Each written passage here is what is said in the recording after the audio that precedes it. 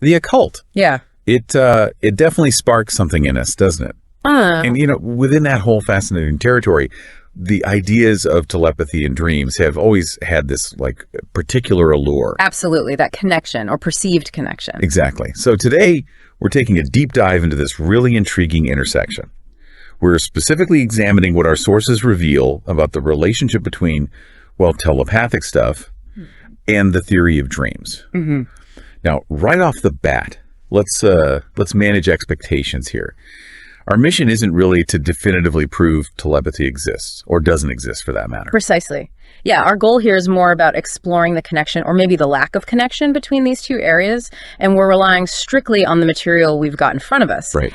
And here's a bit of a surprising twist, actually. While, your intuition might tell you they're deeply intertwined, our exploration today might actually point somewhere else. Yeah, we're not trying to overwhelm you, obviously, but really just extract the key insights and figure out what's truly significant in this material. Right. Yeah, we're kind of sifting through all the complex bits where you're pulling out the really crucial information so you can grasp the core ideas without feeling totally lost in the weeds. Mm-hmm. One of the first things that really struck me was the source author's own kind of limited experience with what he saw as genuine telepathic dreams. Yeah, that's a really key point. He talks about dreaming about his son's death during the war.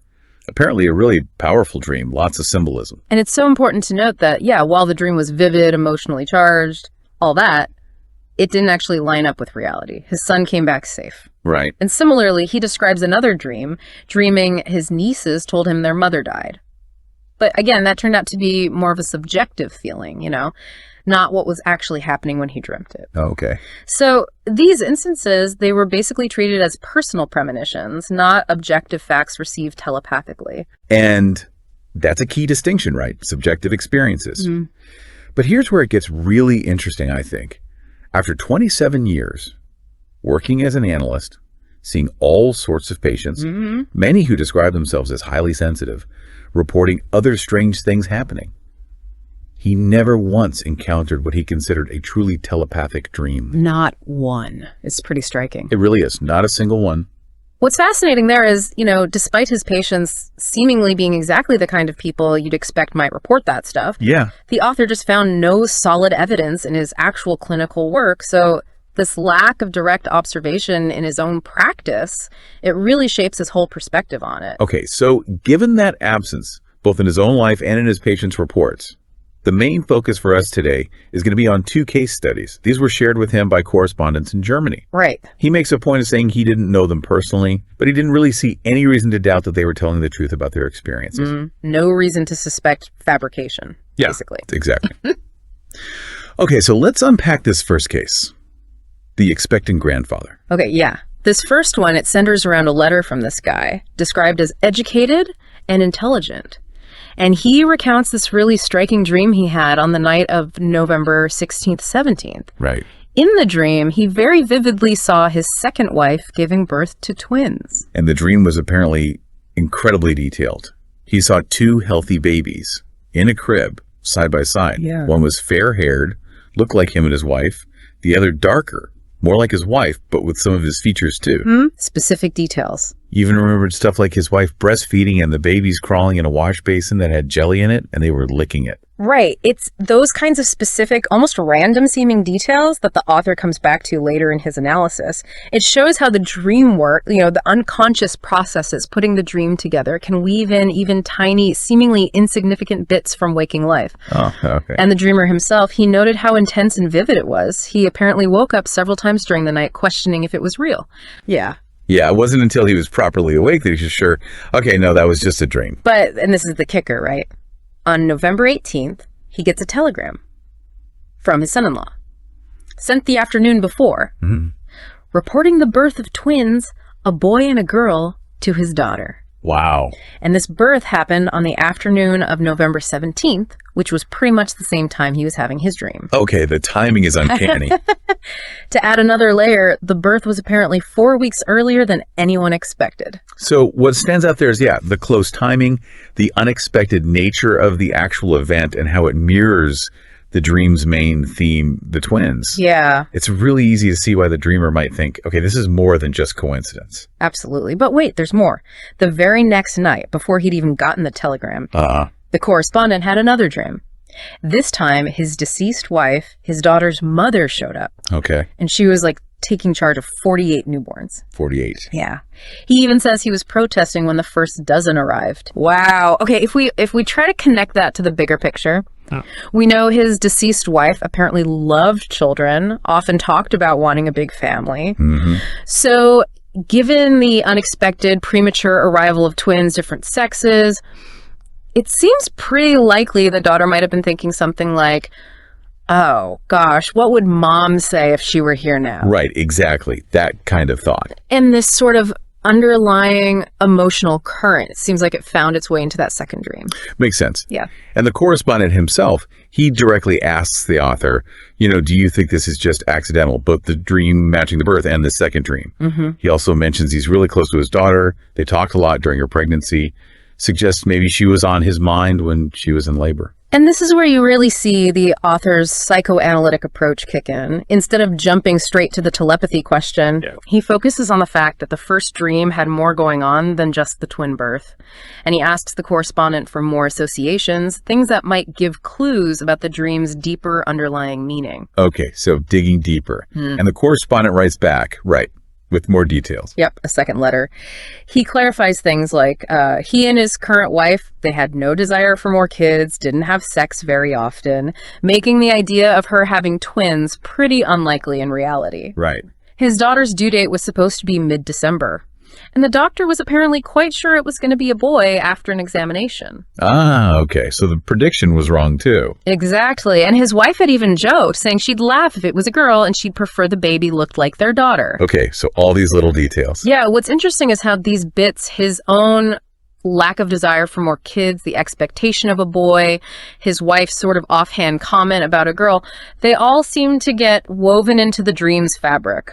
He also mentions being interested in heredity, noticing how babies look like their parents. And even the family dog licking plates at the table.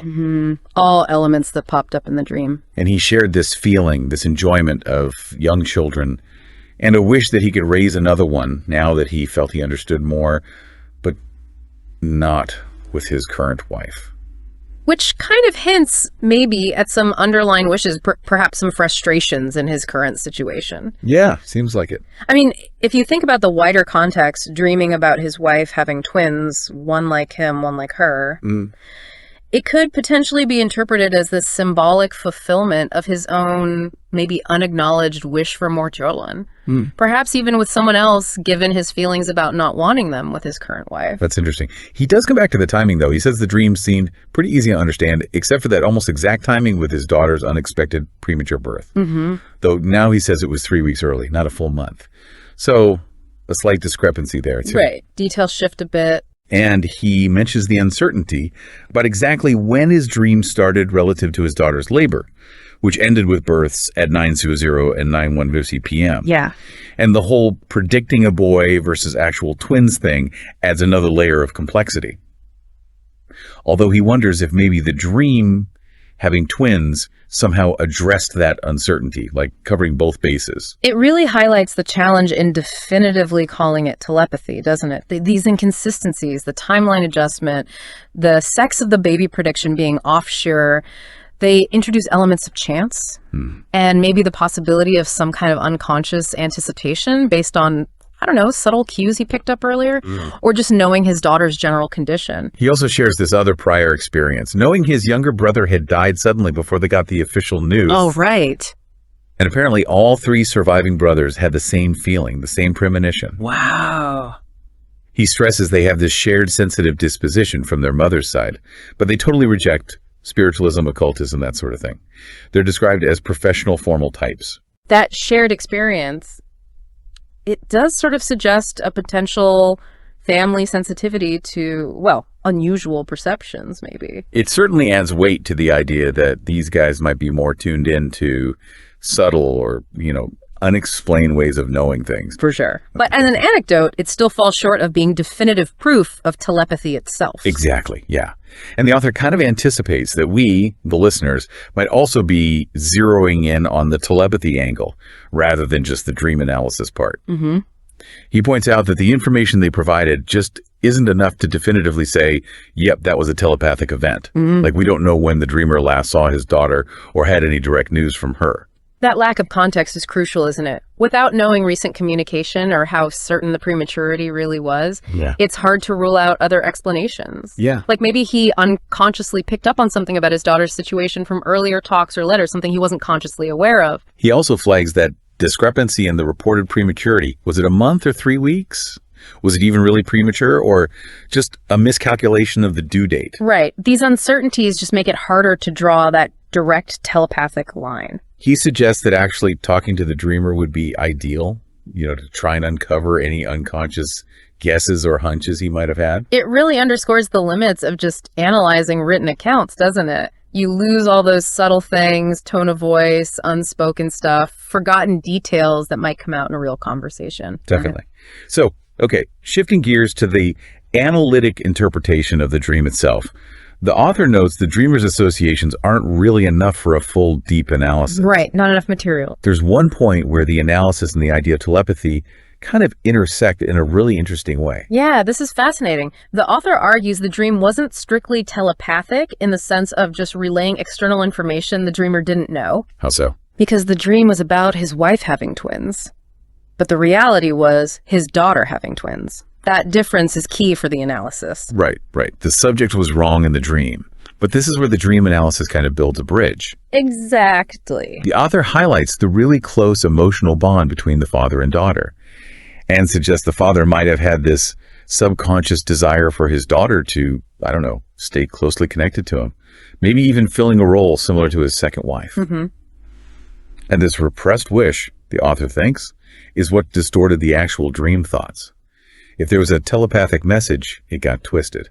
So if you look at the underlying emotional stuff going on, the dream could be seen as reflecting the father's deep connection with his daughter, and maybe an unconscious resistance to her moving into this new phase of life separate from him. The twins in the dream then become symbolic of this intense family connection, but it's displaced onto his wife in the dream itself. Okay, so the author basically proposes interpreting the dream by swapping the second wife out and putting the daughter in her place, symbolically. Yeah. And then he offers two different ways to understand the dream. One, it's a reaction to a telepathic message about the daughter's twins. Two, it's an unconscious thought process tied up with the expected due date, the dead first wife, his own desires about children. And what's really crucial to get here is that the second interpretation treats it like a typical dream. It arises from preconscious thoughts, day residues, leftover thoughts from the day, which get shaped and powered up by an underlying unconscious wish. Right. From that viewpoint, you don't actually need to bring telepathy into it to explain the dream's content. Okay. Now, even if we sort of entertain the idea that, maybe there was a telepathic message about his daughter's birth, the author explains that the dream work would just treat it like any other input during sleep, like an external sound or a physical feeling, whatever. Exactly. It would just be more raw material. It would get subjected to all the usual distortion and modification based on the dreamer's own desires and unconscious stuff. Precisely. The telepathic message, if it existed, wouldn't fundamentally change how the dream gets built. It just becomes another piece of input for the dream work to use when creating the manifest dream, the one you remember. He really emphasizes the core nature of dreams as this dream work, this process where an unconscious wish grabs preconscious thoughts and transforms them into the dream content. The whole question of telepathy, in his view, is kind of separate from that core mechanism of how dreams are formed. That's a really key point to grasp, I think. According to the psychoanalytic framework, the essential process of dream formation operates independently of whether or not some telepathic message got through. The focus stays on the internal psychological dynamics. Okay, but then there's a potential objection, right? What about those telepathic dreams people report that are perfectly clear, totally undistorted, where the dream just mirrors a real event without any symbolic changes? Yeah, that's a fair question. The author acknowledges he hasn't personally experienced dreams like that, but he knows they've been reported by others. And this raises a really interesting question. Should a purely undistorted telepathic experience that happens while you're asleep even be called a dream in the usual sense? Good point. If it doesn't have the typical features of a dream, the weirdness, the symbols, is it actually something else entirely? He suggests maybe the term telepathic experience in a state of sleep might be more accurate, Right. arguing that a dream without condensation, merging elements without distortion, dramatization, and importantly, without wish fulfillment, it doesn't really fit the definition of a dream within his psychoanalytic model. So if we connect that to the bigger picture, he's basically drawing a line between mental activity that comes from inside during sleep, shaped by our own thoughts, desires, and the passive receiving of some external event, which is what a purely telepathic dream would seem to imply. He compares it to other mental things that happen during sleep that we don't usually call dreams, like just replaying stuff from the day, Yeah. or those repetitive nightmares people get after trauma. Those originate internally within the person. Unlike this idea of a purely telepathic dream, which is imagined as just passively receiving something from outside. Okay, that distinction makes sense within his framework. Right. Okay, let's pivot now to our second case. The solitary dreamer with visions. Okay, yeah. This second case, it gives us a slightly different angle. It's not focused on one single clear-cut telepathic dream. No. No, it's more about a recurring childhood dream that was experienced by someone who also reported having, numerous telepathic experiences throughout her life. Ah, okay. So the dream is part of a larger pattern of unusual experiences. Exactly. The correspondent's doctor actually suggested she shared this recurring dream, which had been going on for something like 30 to 32 years. Wow, that's a long time. Yeah. And she herself kind of connects the dream's origins possibly to early childhood sexual experiences and also how those might have shaped her religious beliefs later on. She also talks about how much distress the dream caused her, like even falling out of bed, getting injured, and she really wants an explanation and ideally a way to make it stop. Understandable. That sounds pretty intense. It really underscores the deep personal impact these kinds of recurring dreams can have and why someone would desperately want to understand and get relief. Yeah, so we get some background on her. We do. She's 37, physically strong, but had kidney issues, nephritis in childhood. Also a severe eye inflammation around age 5. Oh, wow. Yeah, which left her with double vision and a slight pulling on the left side of her face. But apparently she adapted remarkably well through practice. Okay. She also emphasizes she's been solitary most of her life and had these early visions, both seeing things remotely, clairvoyance, and hearing things remotely, clairaudience. And she couldn't tell him from reality. Apparently not, especially early on, which led to social problems, made her shy. She felt she just knew more than other kids her age, and she was the eldest of 12 siblings. 12, okay. That paints a picture of someone who's consistently experienced the world quite differently, doesn't it? With maybe a heightened sensitivity to things outside the usual range. Definitely. It's also quite interesting how she describes learning languages. French, she picked up incredibly fast, almost like remembering it. Whereas English, she learned it, but it felt less intuitive. Same with Latin, only knew church Latin, but it felt immediately familiar. She could apparently think in French while reading it, but not English, even though she was better at English. And her parents. Rural background, only spoke German and Polish for generations. No obvious source for the French connection. That's odd. Suggest maybe some deeper unconscious affinity or something. Perhaps. And then there are her visions. She describes times where reality would just sort of fade out and she'd see something completely different. Like what? Like an old couple and a child in her home, but with different furniture, the whole scene changed. Whoa. She also mentions being in a sanatorium once, and a friend just appeared in her room at 4 a.m., and a parent she associated with difficult times. These visions really seem to highlight a blurring of the lines between her internal world and external reality. Suggests a very rich, maybe sometimes overwhelming inner life. Seems that way. She also recounts this one really compelling experience, August 22nd, 1914. Right. At 10 a.m., she distinctly heard her brother's voice calling, "Mother, Mother." Happened again 10 minutes later, but just the sound, no visual. 2 days later, her mother reports having the exact same experience at the exact same time. Whoa. Seriously? Yeah. And then 3 weeks later, a postcard arrives from the brother, Right. written on August 22nd between 9 and 10 a.m. He died shortly after writing it. Okay, that timing correlation, that's pretty striking. The convergence of her hearing it, her mother hearing it at the same time, and then the news of his death, it creates a powerful impression of a telepathic link. It really does. She shares another one, too, from September 27th, 1921, in the sanatorium again. Yeah. Violent knocks on her roommate's bed. Both of them were awake, but the roommate heard nothing. Only she heard it. Yep. 8 weeks later, she finds out a friend had died on the night of September 26th, 27th. Another strange event preceding news of a death, though the timing isn't quite as immediate as the brother example. Right, less direct. And finally, she talks about visiting a friend who'd married a widower with 5 kids. Okay. She kept seeing a woman in the house, just assumed it was the first wife, but couldn't match the image to any photos they had. Couldn't find a match? Nope. Then, 7 years later, she sees a portrait that belonged to one of the kids, and it perfectly matched the woman she'd been seeing. No way. Yeah. Apparently, it was a healthy-looking version of the deceased wife who'd recently had some medical treatment before she died. That's bizarre. I know. Especially the 7-year delay before seeing the matching picture. Suggests this persistent internal image that eventually lined up with an external reality she didn't even know about when she first saw the vision. It's certainly intriguing. Okay, so let's get to the recurring dream itself. Yeah. What was it? She describes this narrow strip of land surrounded by water, crashing waves. There's a palm tree bent over towards the water. A woman has her arm around the tree trunk, leaning towards a man who's struggling in the water. The woman lies down, holds onto the palm tree with her left hand, and reaches her right hand out to the man, but she can't quite reach him. And then At that exact moment, she falls out of bed and wakes up. falls out of bed every time. Apparently so, or at least often enough to cause injuries. The imagery itself is rich with potential symbols.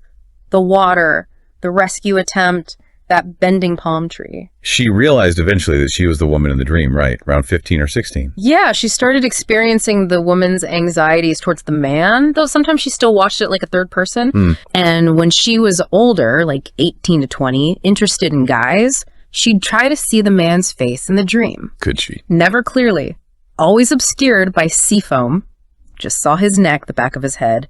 And interestingly, he didn't look like either of the 2 guys she was actually engaged to later. But there was one time she saw a face. Yes, once when she was under the influence of pearldehyde, some kind of sedative, I think, in the sanatorium, she briefly saw the man's face as her treating physician. And the doctor.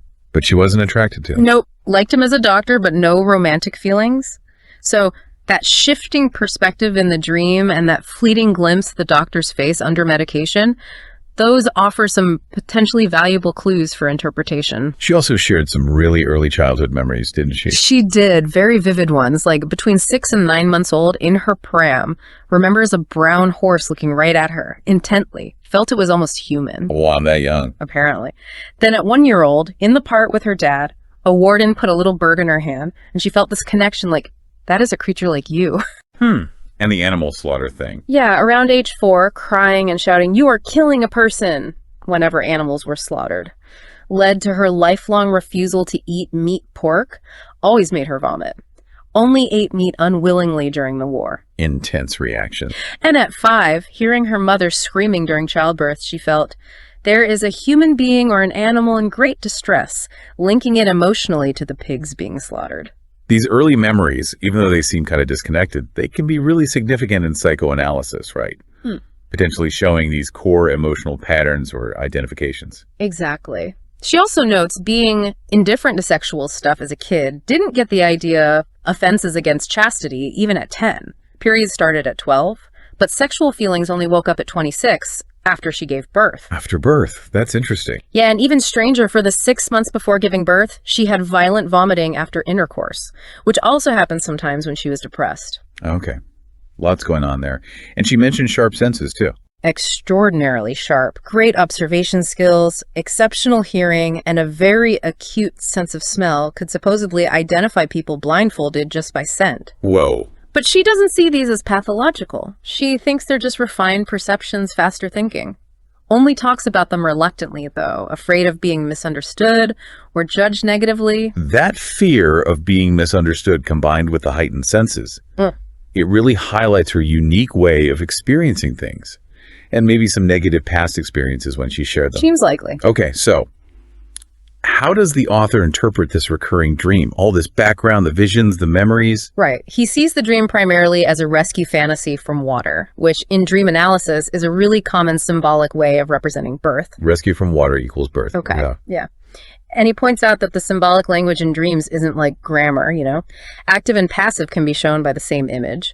So a woman pulling a man from water could mean she wants to be his mother or she wants him to make her a mother. Okay. Two sides of the coin. The water, the rescue. Classic dream symbols connected to birth, rebirth, wanting to nurture or be nurtured. Exactly. And the palm tree. He identifies that as a phallic symbol and notes its bent torcido towards the water. Okay. And the crashing waves. Reminds him of another dreamer who compared them to labor pains. Vegas do mare do amor, waves of the sea and of love. He admits he doesn't know how she developed such detailed symbolism so young, but it's there. He also notes recurring dreams often have this consistent core theme, but the specific details might change over time. And her falling out of bed at the climax. He interprets that as another symbolic representation of birth. He links it to the psychoanalytic idea about fear of heights and the unconscious impulse to jump, also sometimes connected to birth fantasies. Right. So the big question, who is the man in the dream? The fact she can never see his face clearly. That suggests his identity is unconscious, hidden from her. And in analysis, what does that usually point to? Drawing on lots of previous cases, the author suggests that kind of concealment often points towards the father. The father, okay. And that interpretation gets some support from her briefly seeing the dream man's face as her doctor when she was drugged. How does that support the father idea? She didn't care about the doctor romantically. Exactly. He was emotionally insignificant in her conscious life. The idea is that the real figure, likely the father, is too emotionally loaded, too taboo maybe, to appear directly. So the feeling gets displaced onto this neutral figure, the doctor, especially when her defenses are lowered by the drug. Displacement. Got it. He mentions Ferenczi's idea of dreams of the unsuspecting here. Yeah, basically that sometimes seemingly random details in a dream, like seeing the doctor's face, can unacceptably confirm an analytic interpretation that might otherwise seem speculative. Okay. And he connects this back to her being the eldest of 12. Right. Suggesting likely feelings of jealousy, disappointment, maybe not being the sole focus of her father's attention and love, and perhaps harboring an unconscious wish to have the father's child herself, like her mother did. Wow, okay. That's the Oedipus complex territory. Pretty much. And he interprets the early childhood memories through that lens, too. The two horses in the pram, maybe representing the parents' infantile totemism, the brown horse perhaps being the father based on color association, the bird in her hand with that understanding gaze. He links that feeling to the horses, and also to the woman's hand touching the phallic symbol, the palm tree in the dream, connecting themes of connection, touch, and maybe parental figures. And the distress about childbirth and animal slaughter. He interprets the mother's cries triggering the same distress as the pigs being slaughtered as potentially a violent reaction against an unconscious death wish towards the mother, stemming from jealousy over the father. Oof, heavy stuff. Yeah, so it leads to this picture of an emerging Oedipus complex.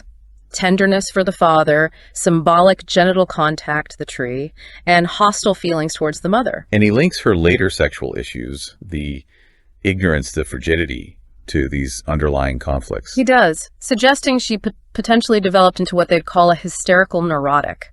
But life events, motherhood, being able to work, kind of carried her forward to some degree. But not fully resolved. Apparently not. He suggests a part of her libido, her psychic energy, remained fixated on childhood. And this manifests in the recurring dream, which symbolically punishes her for her unconscious, incestuous object choice through the injuries from falling out of bed. It's a really comprehensive interpretation, isn't it? Linking early experiences, repressed desires, family conflicts, the dream, and even later, emotional and physical issues. It is, though the author himself is pretty skeptical that just getting a written explanation like this from a stranger could fix problems that persisted despite major life experiences. Right. He suggests proper psychoanalysis will be needed. Much more likely to succeed, yeah. He anticipates his likely response to her would be to acknowledge the strong feelings about her father, her identification with her mother, but not expect the explanation itself to bring immediate relief. It highlights the difference between a one-off interpretation and the ongoing process of analysis, doesn't it? Definitely. He also talks about those early memories as screen memories. Yes. The idea that recollections, especially from early childhood, aren't perfect recordings. They get selected, maybe altered by the ego later on, to create a more acceptable or comforting story about the past. So in her case. He suggests these memories present her as this noble, compassionate child, sensitive to animals, uninterested in sex, kind of an idealized image. And he contrasts that with the psychoanalytic inference of maybe premature sexual impulses, hostile feelings towards her mother and siblings, noting the bird could even symbolize a child, emphasizing her own right to exist in that big family. So the memories we hold on to might be serving a purpose shaping our self-image. Exactly. That's the concept of string memories. They can be shaped by unconscious desires and defenses, giving us a selective, possibly distorted view of our early life. He explains this as a double aspect structure. Yeah. On the surface, there's an abstract ethical idea, what Silber called anagogic content, like I was a compassionate child. But deeper down, it reveals repressed instinctual stuff, the psychoanalytic content. Okay. He mentions Silberer thought dreams often had this dual interpretation, but the author himself was a bit skeptical about how common that was in dreams themselves. He thought you saw it more in the flow of free associations during analysis, where respectable ideas might pop up right next to more offensive or repressed ones. And why focus on the psychoanalytic meaning over the more obvious anagogic one? Because it links to the bigger picture of neurosis. The idea is that just focusing on virtue or the higher meaning might not be enough for psychological fulfillment if there are deeper, unresolved conflicts still active underneath. Right. Got to get to the root cause. That's the psychoanalytic goal. Uncovering the deeper, often unconscious roots, not just settling for surface explanations. Okay.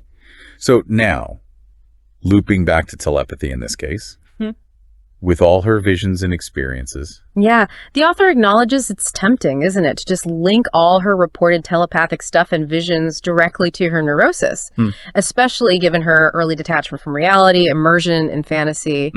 But he cautions against just relying on the logic of your own arguments without solid proof. You have to be careful not to just explain everything away psychologically. So while the psychological context is relevant, it doesn't automatically disprove the anomalous experiences. Exactly. It's important to keep some openness. The two aren't necessarily mutually exclusive. You could have genuine anomalous perceptions and underlying psychological issues. He revisits that August 1914 experience, though, hearing her brother call mother at the same time her mother did right before he died. Yes, and he offers an alternative explanation for that one. Maybe the mother told her about hearing the voice first, and that suggestion then triggered a memory illusion in the daughter. Memory illusion. Yeah, making her believe she had experienced it simultaneously, too. Yeah. As a way of identifying with her mother, maybe feeling that connection. He explains these illusions can feel incredibly real, but they basically turn psychic reality, the desire for connection, into a perceived material reality. Driven by unconscious desires for identification. And he also points out, maybe significantly, that this deceased brother was also a rival she'd apparently resented since childhood, adds another layer of emotional complexity. That alternative interpretation really highlights how powerful suggestion, memory distortion, and unconscious wishes can be in shaping how we perceive and remember things, especially really emotional events. It does. He also mentions that death-related telepathic notifications are relatively common reports. Okay. And that analysis often reveals intense unconscious death wishes against close relatives in patients who frequently report these kinds of dark premonitions. He mentions the vulture patient example. The vulture patient. Yeah, someone whose predictions seem to center morbidly on deaths, potentially linked to their own unconscious hostilities. And he connects that back to the first case, the grandfather and his brothers knowing about their younger brother's death beforehand. He does, suggesting that maybe unconsciously the older brothers felt the youngest's arrival was kind of superfluous, unwelcome in the family dynamic, harsh, but potentially revealing about unconscious sibling rivalry. Oh, wow. Okay. So applying this lens to her other visions. Yeah, he analyzes them in light of these familiar psychoanalytic complexes. Her friends clearly held emotional meaning for her. One death communicated by a knock sudden, impactful. And the apparition of the first wife in the friend's house. He sees that as connected to family dynamics too, similar perhaps to the premonition about her brother's death, potentially rooted in unconscious wishes. By identifying with her friend, the one who became the second wife, she could symbolically fulfill her own unconscious desire. As the eldest daughter in that huge family, maybe she had a wish to take on a more central role with her father, perhaps symbolically replacing the mother after her death. So her visions might be deeply tangled up with her own unconscious desires, identifications, unresolved family stuff. That's the interpretation offered, yeah. It suggests a strong link. So he concludes by observing that these examples they studied, these telepathic messages, they seem linked to really intense emotions, often within that framework of the Oedipus complex. And he reiterates his earlier finding.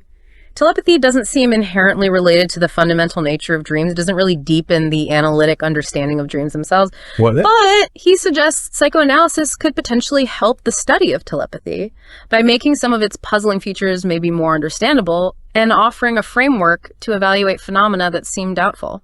Okay, so that's a crucial distinction. Analysis might not explain telepathy itself, but it can shed light on the psychological context and maybe the motivations around reported telepathic experiences. Exactly. Valuable insights into the person having the experience, even if not the experience itself. Finally, he tackles that apparent link people often make between telepathy and dreams, the idea that sleep is somehow a better state for it. Right, that sleep creates favorable conditions. But he points out, sleep isn't always required, is it? Yeah. He uses the example of her brother's message happening between 9 and 10 a.m., waking hours. Good point. And he emphasizes the timing doesn't have to be like astronomically precise. A telepathic message could arrive at one time, but only bubble up into conscious awareness later. Maybe during sleep or even when you're awake after some delay. Right. And he reiterates his view that dream formation doesn't necessarily wait until you're asleep either. Latent dream thoughts can be cooking throughout the day, and then they connect with unconscious wishes at night. So if telepathy is an activity of the unconscious mind, then the laws of the unconscious would likely apply to it too, like delayed processing, symbolism, etc. Which suggests that if telepathy is real, it might operate on similar principles of timing and accessibility as other unconscious stuff, not necessarily needing the specific state of sleep to happen or be noticed. Makes sense. He finishes by kind of addressing the elephant in the room, doesn't he? Any impression he might be secretly rooting for telepathy. Yeah, he says he'd regret giving that impression. His intention was just to be strictly impartial because he felt he lacked enough knowledge or a firm opinion on the subject itself. So reinforcing that this deep dive was objective, exploratory. Just analyzing the sources without pushing an agenda for or against telepathy. Exactly. Based solely on the analysis of these specific cases and arguments. Okay. So the core takeaway here seems to be, while, there's this common idea linking dreams and telepathy, our deep dive into these particular sources suggests they operate on pretty different principles, fundamentally. Dream analysis, in this psychoanalytic view, is all about internal psychological processes. Right. Whereas the validity, the mechanisms of telepathy itself, those remain separate questions, at least based on the material we looked at today. Exactly. Our aim wasn't really to prove or disprove telepathy, but more to examine how it relates or doesn't relate to dream theory through this specific psychoanalytic lens, using these particular cases. Just exploring the arguments presented in the source material. Right. And that brings us to our final thought for you, the listener. Thinking about this analysis, these cases, how might our own understanding of our subjective experiences or unconscious desires, how might that influence the way we interpret things that seem paranormal in our own lives? It's definitely food for thought, isn't it? That really complex interplay between our inner psychological world and the external events we perceive happening around us. The Virtual Books Publishing team thanks for your visit. If you liked our channel, please subscribe and share.